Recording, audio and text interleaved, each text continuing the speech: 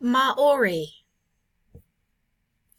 The Maori came to New Zealand in canoes from the Polynesian Islands around 1250 to 1300. When the European arrived in the 1700s, they brought diseases and war, and many Maori people died. Some of the tribes disappeared. Today, the Maori make up 15% of the population in New Zealand.